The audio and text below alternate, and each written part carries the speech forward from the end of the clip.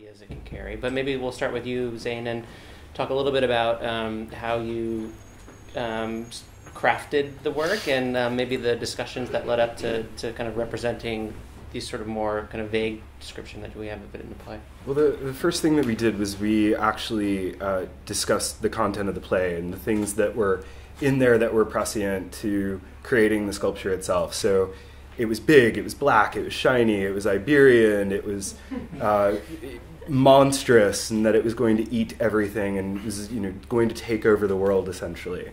So we were thinking a lot about those things, and then we used a few artists as reference points. William Tucker was one of the big ones. George Condo was another for us. And we were looking at mostly bronze work and trying to play off of those things and build off of it to try and make something that would fit into this space, but would also still feel completely monumental. So. And were you thinking about, obviously that object downstairs takes on a lot of the personality and some of the more horrible ideas that our kind of host was putting forth. I mean, how much emotionally were you trying to make that connection? My fabricator assistant, who is fantastic, Paul D'Agostino, he and I were actually having a conversation continually about this sort of being like a self-portrait of her, or a portrait of her, of Alice Hauptmann. And what would it look like if it looked like her? And if it were big, and if it were abstract and black and shiny. And so we were trying to think of those things too, while still trying to make it her, right, and on some level. I was asking you a little bit before. I mean, your work in general doesn't look like this. Did you feel? I mean, was it an intense experience to try to channel that into making the sculpture? I mean, it's. It has a presence that is oppressive and it is heavy, and I think maybe if your work isn't like that, maybe that's a kind of an intense task to take on. I remember almost crying at 2:00 in the morning when it was literally too big to move, and two pieces were sticking together, and it was impossible to actually move them around the studio. So, yes, it was an intense experience, and slightly oppressive to have something that big and that black and live with it for a period of only 2 weeks. I didn't have a large amount of time before work started here. Right. So, yeah. Well, Mika, part of the reason I invited Mika to speak with us here tonight is she's a wonderful artist who works with sculptural form to a certain degree, but I think like a lot of us, probably Zane included, working at a point where, sculpture as a discrete object doesn't have the same expectations it did, when bronze was the dominant medium. It's, maybe less representing certain monumental ideas as, being something that functions in a different way, whether it's in the home. And part of what Mika's work does is it uses sculptural objects as kind of as reflective of ideas, but also generative of performances and films and discussions. And maybe you want to talk a little bit about, how you see, sculpture functioning for you, and what it can do, and maybe about, as opposed to maybe what it's doing here in the play, I think. Well, I guess in some ways the sculpture is functioning in a similar type of way that my work does. It just not in the play, but as like this idea of like the prop that's serving a function beyond its just autonomous self. It's trying to be the backdrop or this reflection of a different type of event that's happening, and that's something that I think about in my work. Is it's a starting point, usually like sort of painted surfaces and architectural forms that push out activities and processes beyond the exhibition period. So in normal sort of, or whatever normative exhibition setups, it's like it's sort of the end of the process of working is when you display the work.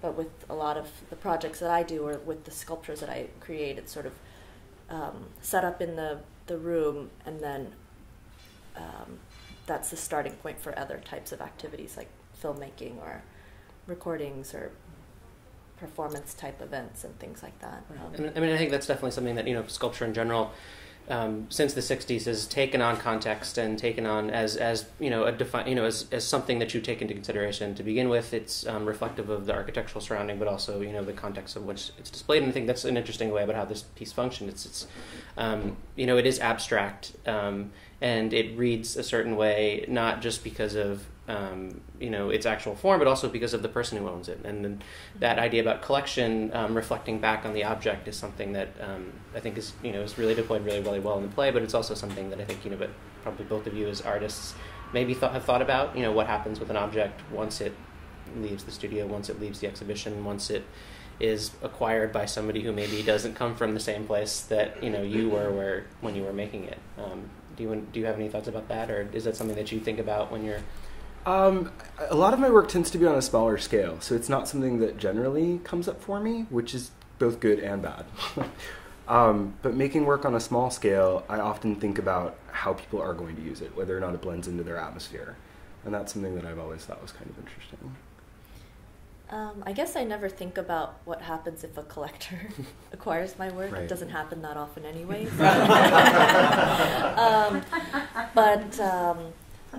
But in terms of like in an exhibition sort of context, I really think about, well, part of the reason why I'm making certain types of works is specifically to interrogate the social space around the work. So something like the sculpture downstairs is doing something similar to that, where it's really, and in this entire setting of the play itself, is sort of creating a social dynamic, and it's sort of setting the tone for, you know, everything around it. So that's sort of like my interest in how things are utilized with, or how the work becomes instrumentalized in creating those kinds of scenarios. But yeah, I don't know about individual, how it would get incorporated into a home scenario, but. I'm always curious about context and what it does to an artwork, but a Rembrandt's still a Rembrandt, whether or not it's out on the street corner or whether or not it's in the Metropolitan Museum of Art. It's just a level of who's actually going to appreciate it. And that's Joseph Beuys. But for me, that's always been interesting to see how people react to something, no matter where it is. And I've actually taken work outside to see how people react to it on the street or react to it not only in my studio. Well, I think it's also, you know, it's, well, with an object like that too, you know, we're dealing with, you know, this sort of monumentality, this imposing form. And I think maybe the idea of the monument in general is something that's been rethought quite a bit in the past, you know, in, I don't know, probably the past 100 years or so. But, you know, there's this sense too that, you know, maybe it doesn't function in the same way. You know, it can represent certain ideas, but, you know, abstraction is really interesting partially because it, you know, it takes away that content. It takes away some of that immediately recognizable content. So there's things, you know, when I see that sculpture downstairs, you know, and it is in essence a portrait of her a little bit, but there are, you know, forms in there that are, you know, it has this grotesqueness that makes us want to identify it with a certain person. And you know, to me, that's, you know, that's a really interesting thing. And I haven't seen very much of your work in general, but I mean, is abstract? Do you think about abstraction and its capacity to do that kind of thing, or to paint that picture? Or I often think about figuration and how I can make something that is a formal idea abstract versus actually trying to make something that's abstract, trying to take something that's realistic and giving it a new meaning given the way that I'm creating it, often through material. So material associations have always been really, really important for me, and what a material looks like and feels like. And I was hoping at some point that this thing would almost be reflective, but having the mirrors in the room for me was really great because you actually get those sort of reflections. Yeah. And for you, Mika, I know, I mean, abstraction definitely plays a big part in your work as a historical phenomenon too. You know, does it still carry, I mean, can it carry these political ideas? Can it carry, whether they're horrible or, you know, or utopian for you? Oh, definitely. Well, I guess the main intersections of like the types of abstraction I use are, I mean, it's geometric abstraction that I sort of take from, you know, interior architectural spaces or diagrams for different types of architectural forms, and when they become these sort of painted surfaces, it really sort of breaks down the monumentality of some of these types of associations with that type of architecture form, and but at the same time, there's this tension between the decorative surface of that and what it actually is representing, what it's coming from, and so.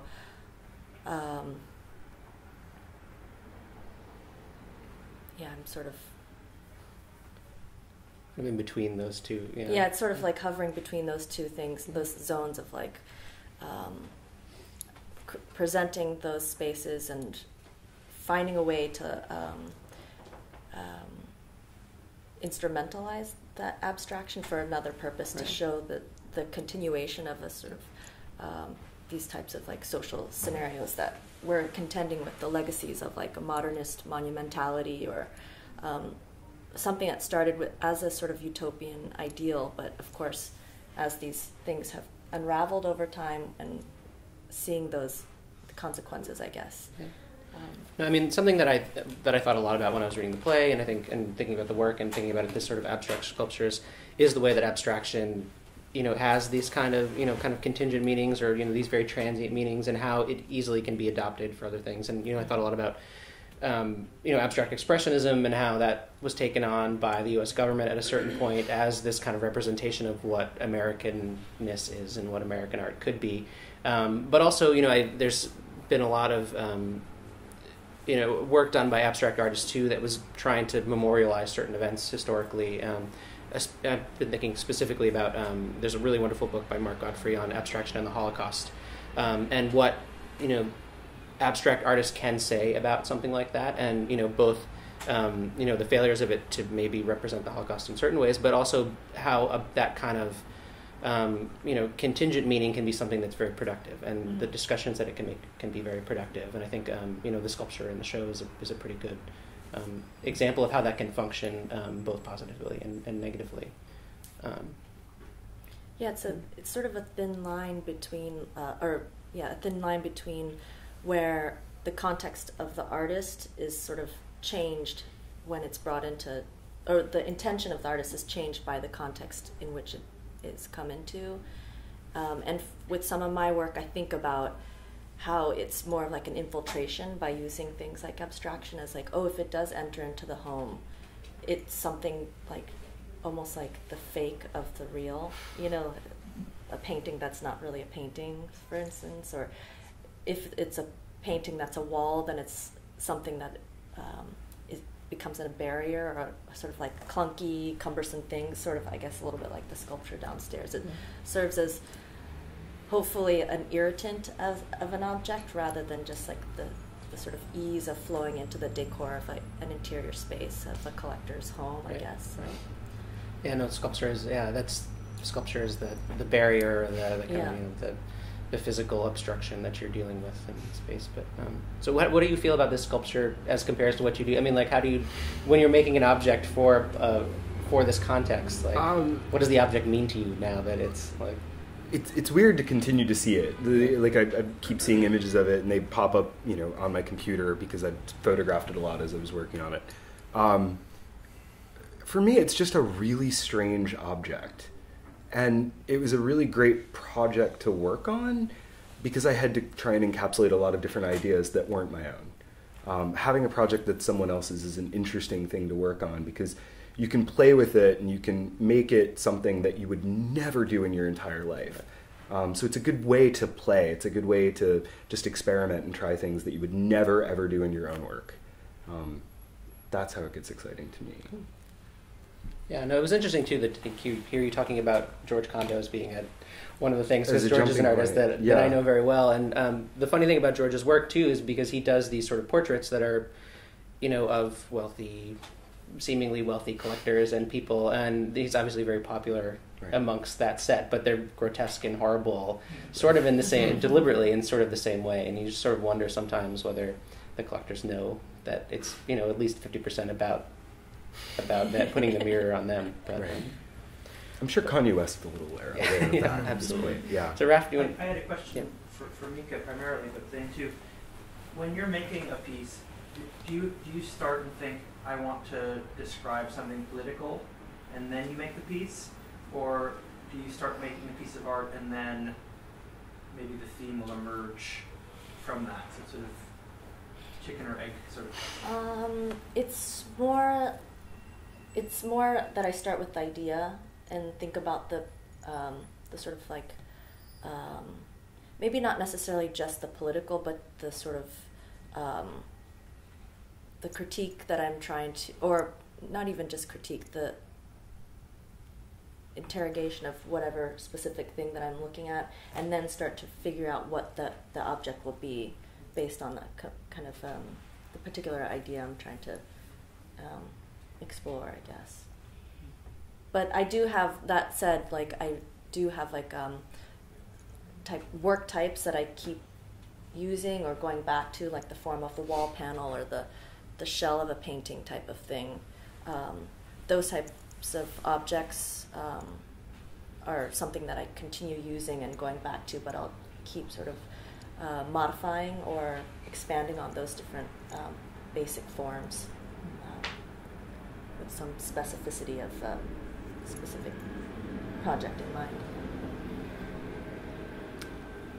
I'm pretty sure that I generally start with an idea, and through material concerns, I sort of like hash out how that idea is going to be fleshed out completely. So the material itself, like for example, the sculpture downstairs being reflective, that was a goal because I wanted it to reflect her, to reflect the space, to be involved as you know, something that both consumed light and reflected light.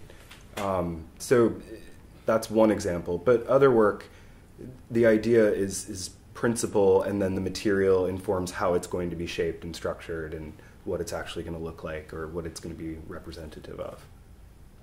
Yeah. Any other questions? No? Yeah. I mistakenly assumed that the piece was something that pre-existed because of its size here. What is it made of, and how did you get it in here? I hate to say this, it's 8 pieces. It's wood, foam, chicken wire, burlap, cheesecloth, black plastic resin, and vellum, believe it or not. It's mostly wood underneath. And then a lot of negative space. There's a lot more negative space there than you can imagine. But the feet on it are actually hand-carved pieces of pine that were chunked together and coated various times with various different things. Yeah. And after December 18th, it's looking for a good home. Right.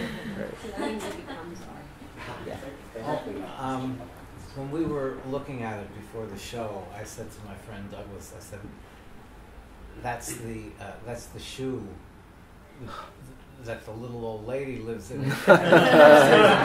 Here she is, you know, she's this monster, and she lives in this monstrous shoe downstairs. And I don't tend to think in terms of abstractions, but it looked like a shoe to me. Right. That was Not necessarily intentional, but that's it. Any other questions? We've all talked about the sculpture in terms of the embodiment of Alice, Hauptmann. But did you feel as you were working on it or in discussions leading up to it that the persona of the artist plays any part in this play, that it's a sort of unnamed other character in the play, or does it just, does the sculpture become something autonomous from the artist? I think for the discussion in my studio with my fabricator and myself was mostly focusing around her. Like, what does she think of this thing? What does she want? Because she's essentially commissioning it, it seems, from the beginning. So you were literally taking on the role of that character. I mean, yeah. You trying to really think, like, if I'm her artist and this is the thing that she wants and this is the way that she's describing it, how can I make it as much that as possible and still have it be a reflection of her or her character or her demeanor or the way that she views the world? Well, also, I was just going to say, also, I'm not like an expert on Freud or anything like that, but dusting, isn't it like the desire for the other? It's something about the desire for the other and the artist kind of representing this sort of otherness, and the collector being, when she was describing too, she said, "Oh, you know, I can buy my, you know, material spirituality or whatever," and like sort of the artist representing this character of like that otherness, you know, and the Africanness, the Iberianness, that whole thing of like being able to purchase into that just by trying to capture it or own it, or same with the idea of monumentality, but it's sort of unknowable in the end, or unattainable. Well, thank you ever so much, Mika, Zane, and Jerry. Thank you, audience.